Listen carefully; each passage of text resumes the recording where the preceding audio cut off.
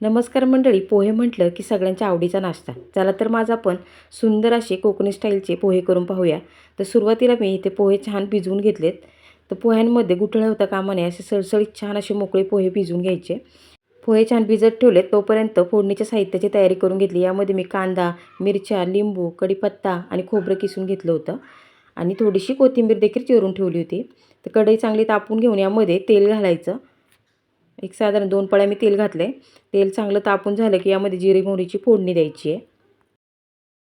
तर तेल चांगलं तापले, यामध्ये सुरुवातीला मोहरी घालायची. मोहरी चांगली तडतडली की यामध्ये जिरं घालून घ्यायचं.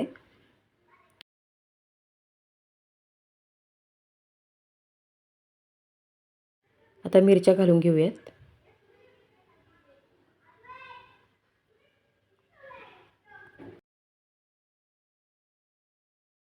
एक कढीपत्त्याची 7-8 पानं छान तडतडून द्यायची आहेत. आता फोडणीमध्ये मिरच्या छान अशा परतून घेऊयात.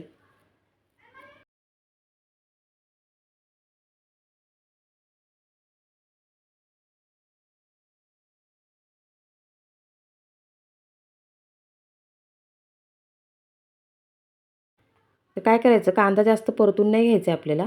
1-2 मिनिटच कांदा या फोडणीमध्ये परतून घ्यायचा आहे. पोह्याला कांदा जास्त नाही परतायचा. थोडासा कचवट कांदा पोह्यामध्ये खूप छान लागतो.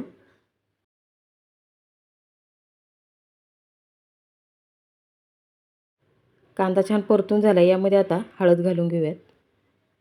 1 चमचाभर मी हळद घालून घेतली आहे. हळद छान 1 मिनिटभर या फोडणीमध्ये परतून घेऊ. तर यामध्ये थोडंसं मीठ घालणार आहे मी. कारण काय होतं ना, कांदा थोडा आळणी लागू शकतो, त्यामुळे मी थोडंसं मीठ आधीच घातलं. मीठ घातल्यावर पुन्हा एकदा एक अर्धा मिनिट छान असं परतून घेऊ. आता यामध्ये भिजवून घेतलेले पोहे घालून घेऊयात. एखादी गाठ वगैरे राहिली असेल तर ती हाताने फोडून घ्यायची. अशा प्रकारे सगळे पोहे मी घालून घेतलेत. पोहे घातले की साधारण 1-2 मिनिट छान पोहे फोडणीमध्ये परतून घ्यायचेत. आता यामध्ये चवीनुसार मीठ घालून घ्यायचं. मी मीठ सुरुवातीला थोडंसं घातलं होतं, त्यामुळे अंदाज घेऊन तसं मीठ घालायचं आहे.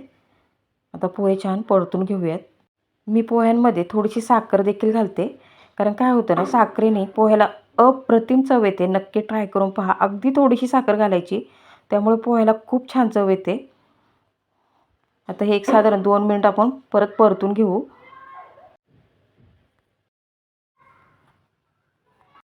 आता यावर बारीक चिरून घेतलेली कोथिंबीर पेरून घेऊयात.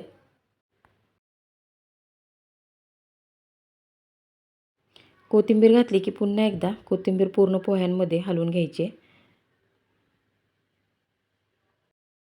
एक अर्धा लिंबाच्या फोडीचा रस देखील मी पिळून घेतला आहे. थोडंसं आता हलवून घेऊन त्यावर आपण झाकण ठेवूयात.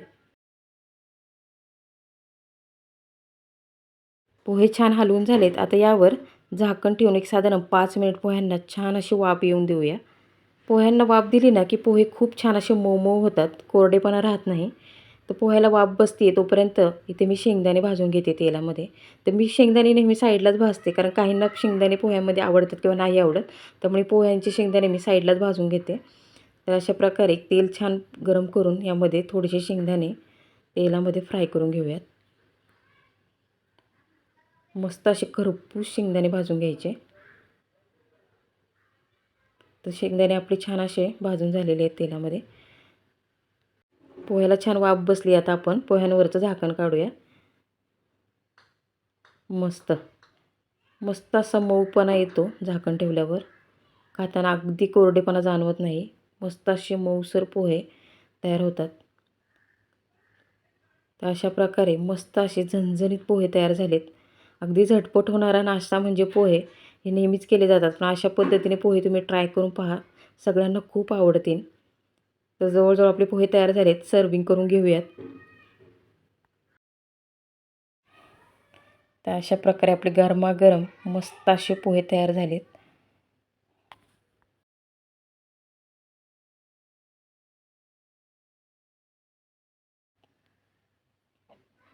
आता यावर फ्राय करून घेतलेले शेंगदाणे घालून घेऊ. खोवून घेतलेलं खोबरं. काय होतं ना, ओल्या नारळाच्या खोवून घेतलेल्या खोबऱ्याची पोह्यांमध्ये चव जबरदस्त लागते. खोबरं छान पेरून झाले. आता यावर एक लिंबाची फोड ठेवूयात. तर मस्त असे झटपट कोकणी स्टाईलचे पोहे तयार झालेत. तर मंडळी, तुम्हाला ही रेसिपी कशी वाटली हे कमेंट बॉक्समध्ये नक्की सांगा. तर अशा चमचमीत आणि झणझणीत रेसिपी तुम्हाला पाहायच्या असतील तर कविताज रेसिपी चॅनलला नक्की सबस्क्राईब करा. धन्यवाद.